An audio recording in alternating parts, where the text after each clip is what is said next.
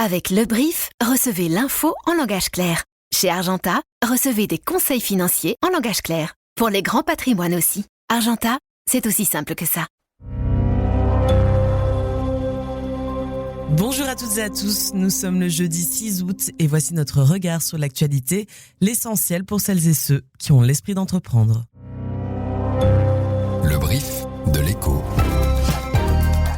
La guerre en Iran se poursuit, la trêve promise par Donald Trump se fait toujours attendre et sur un autre front, entre l'Ukraine et la Russie, les bombardements s'intensifient. Deux conflits qui alimentent les inquiétudes des chefs d'entreprise belges. Les préoccupations des patrons évoluent, les risques géopolitiques, les guerres commerciales ou encore les cyberattaques rivalisent désormais avec les défis économiques plus traditionnels. C'est ce que révèle une nouvelle étude menée auprès de centaines de CEO en Belgique. Et puis, Apple et OpenAI ne se contentent plus de se concurrencer. Les deux anciens partenaires se livrent désormais une véritable bataille. Derrière les accusations de vol de secrets industriels, c'est surtout la course aux futurs appareils dopés à l'IA qui est lancée. Enfin, dans cet épisode, on parle aussi de Legend, le podcast le plus écouté de France. Le couple de milliardaires belges Ségolène Frère et Yann Gallienne viennent d'y investir plusieurs millions d'euros. Je suis Ondine ORS et vous écoutez Le Brief.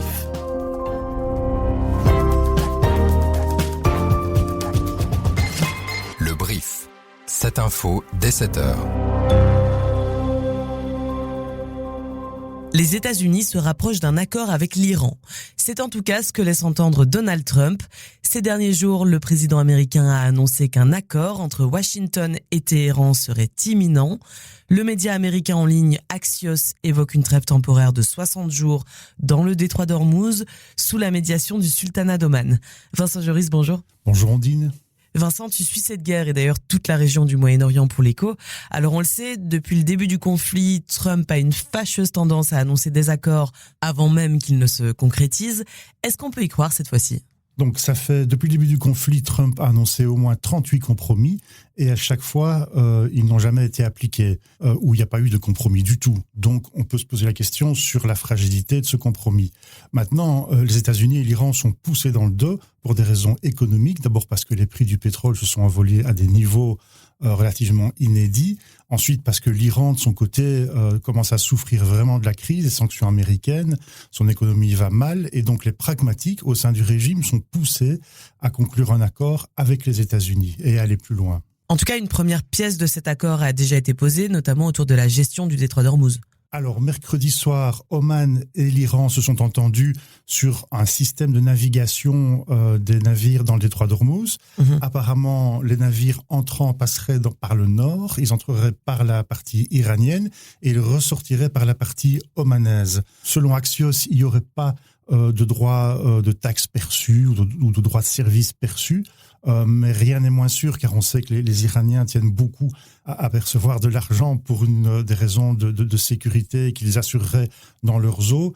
C'est une légalité évidemment très limite, donc la question, à mon avis, est loin d'être tranchée. Oui, donc une voie navigable intermédiaire pour éviter les bombardements dans le détroit d'Ormuz.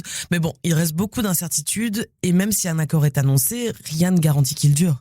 Le gros problème, c'est que le cœur du conflit entre l'Iran et les États-Unis, c'est-à-dire la question du nucléaire, n'est absolument pas réglé. Donc, ça rend très fragile cet accord préliminaire parce que les hostilités pourraient reprendre à tout moment. Par ailleurs, le moindre incident pourrait aussi relancer les hostilités. Par exemple, des Houthis qui sont un proxy de l'Iran qui attaqueraient l'Arabie Saoudite ou des navires saoudiens. Donc, la partie est loin d'être terminée. Tu l'as dit, même si cette trêve arrivait, elle reste très incertaine, mais pas de quoi démoraliser les marchés. Les bourses mondiales ont repris des couleurs cette semaine et du côté du pétrole, le cours du Brent a nettement reculé. Ces derniers jours, il est même repassé sous la barre des $80. C'est presque son niveau d'avant la guerre. Vincent, on reste avec toi pour parler de l'Ukraine cette fois, parce que le bouclier de Kiev s'affaiblit. La Russie a mené de nouvelles frappes contre plusieurs villes ukrainiennes dans la nuit de mercredi. À Kiev, le bilan est lourd, au moins 17 morts et plus de 40 blessés. Et de plus en plus d'infrastructures logistiques sont également touchées en Russie et en Ukraine pour déstabiliser toutes les chaînes d'approvisionnement. L'armée de l'air ukrainienne a du mal à contrer les attaques de missiles. Elle manque d'intercepteurs spécifiques, dont le fameux Patriot américain. Vincent, cette pénurie côté Ukraine, elle est en fait grandement liée à la guerre au Moyen-Orient. Tout à fait. L'armée ukrainienne n'a pas réussi à intercepter le moindre missile balistique ou zircon tiré par la Russie contre Kiev et d'autres villes. La seule manière de les intercepter de manière efficace, c'est d'utiliser des patriotes. Or, ils sont en nombre limité depuis le début de la guerre entre les États-Unis et l'Iran, parce que les pays du Golfe ont besoin d'intercepteurs, parce que les États-Unis en ont besoin. Washington a retenu des stocks qui étaient destinés à l'Ukraine. Et donc voilà, c'est urgent pour les Ukrainiens d'avoir des intercepteurs. Et tu viens de le dire, la situation est urgente pour l'Ukraine. Ces frappes sur les villes, elles ne font pas que terroriser la population, ça a d'autres conséquences très concrètes. Donc, s'il n'y a plus de missiles patriotes pour retenir les missiles zircon, les missiles les plus puissants que la Russie tire, le taux de réussite de ces tirs serait absolu, quasi absolu, ce qui veut dire qu'il y aurait de nombreuses victimes, qu'il y aurait aussi des déplacements de population, donc de nouveaux réfugiés qui arriveraient en Europe. Cela veut dire aussi que le système électrique pourrait être anéanti, puisque la Russie vise aussi les générateurs et les infrastructures électriques.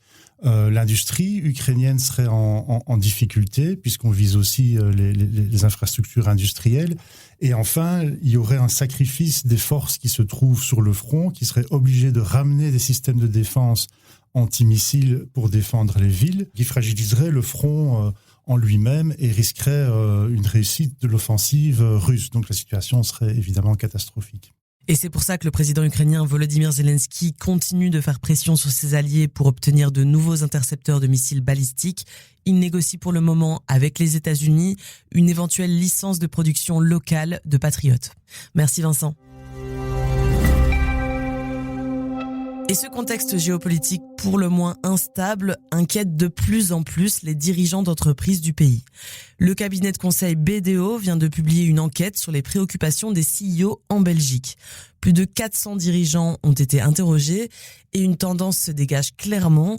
Les tensions géopolitiques rattrapent les préoccupations économiques et financières habituelles des entrepreneurs. Les guerres militaires et commerciales ont aujourd'hui des conséquences directes, même sur les petites entreprises belges. Koen Claessens est responsable du département risque chez BDO. Écoutez. C'est devenu beaucoup plus tangible, en fait, pour les sociétés les dernières années.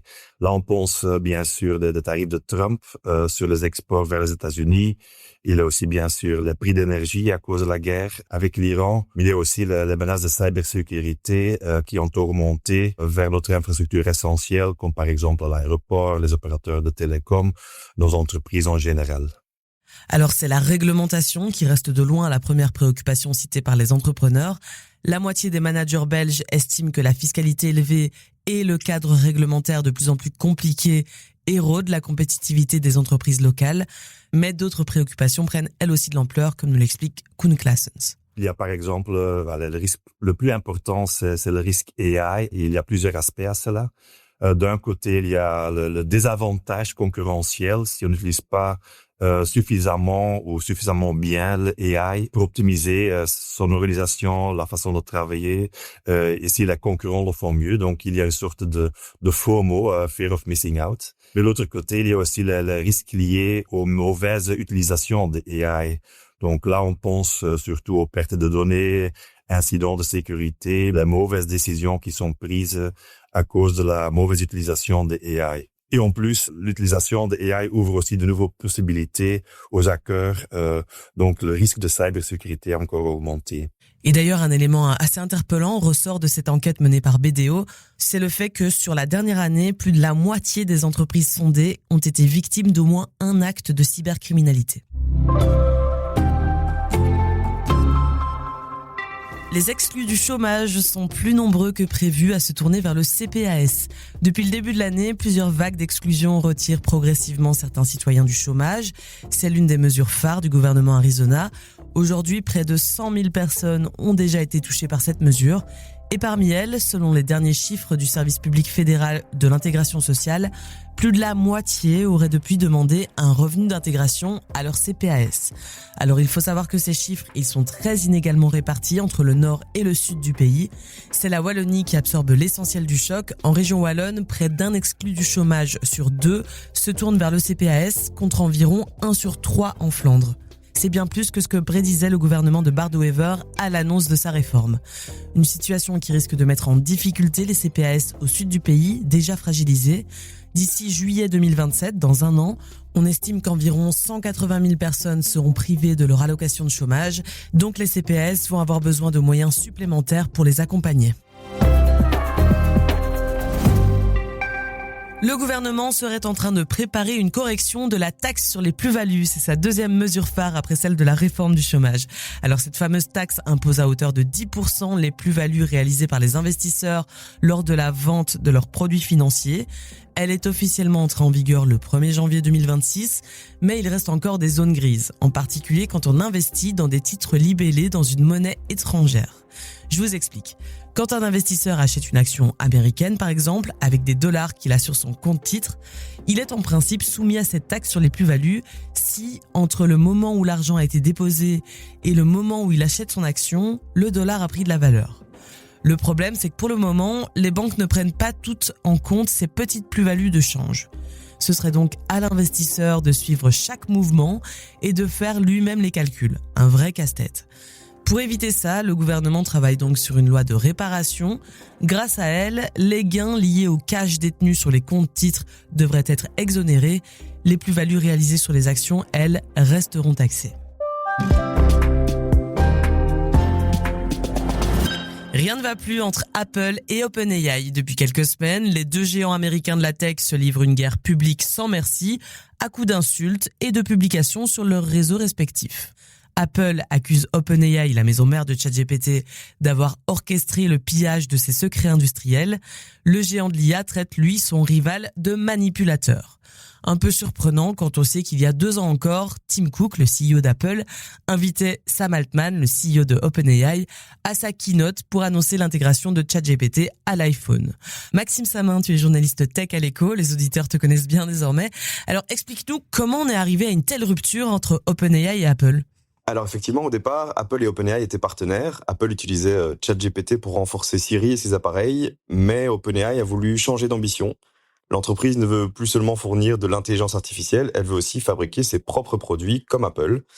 Elle a, dans ce cadre-là, racheté la start-up de Johnny Ive, qui est l'ancien designer star d'Apple, et elle a recruté des centaines d'employés d'Apple.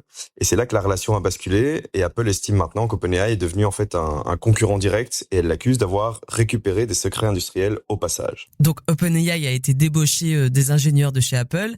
Maxime, derrière tout ça, l'enjeu est bien plus important en fait qu'une simple querelle entre 2 dirigeants.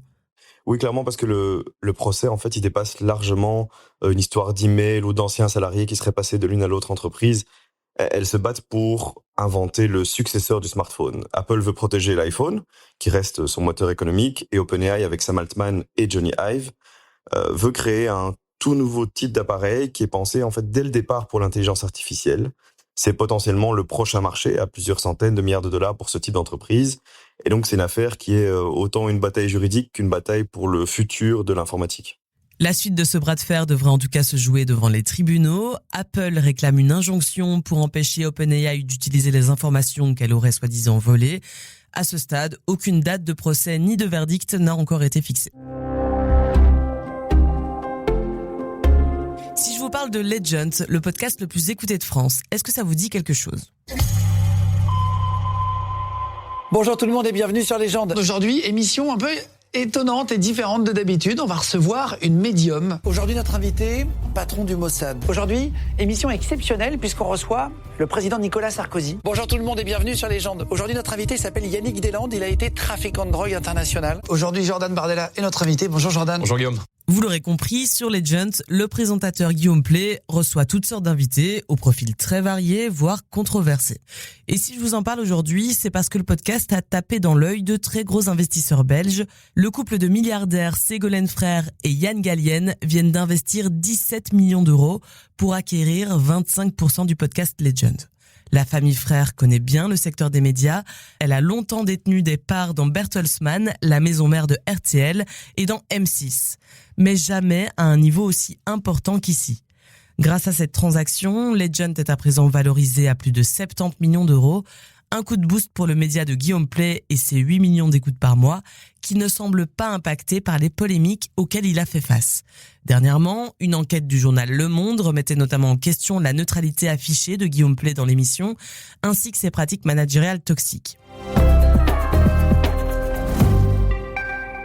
C'est la fin de ce podcast. Merci à toutes et à tous pour votre écoute chaque jour. Si le brief vous plaît, n'hésitez pas à en parler autour de vous et à nous mettre des étoiles dans votre application de podcast préférée. Ça nous aide beaucoup à être mieux répertoriés.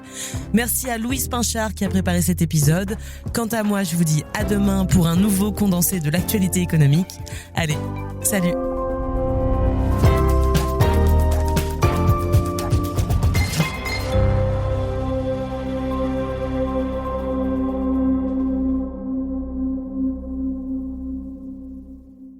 C'était l'essentiel de l'info en 7 points avec le brief. Chez Argenta, l'essentiel tient en 2 points. Voici le bref. Premier point. Nous rendons le personal banking vraiment personnalisé, grâce à des conseils financiers à taille humaine, également pour les grands patrimoines. Deuxième point. Des investissements exclusifs et un banquier qui vous connaît. Voici comment nous faisons la différence chez Argenta, avec des conseils qui vous correspondent vraiment. C'était le bref d'Argenta. C'est aussi simple que ça.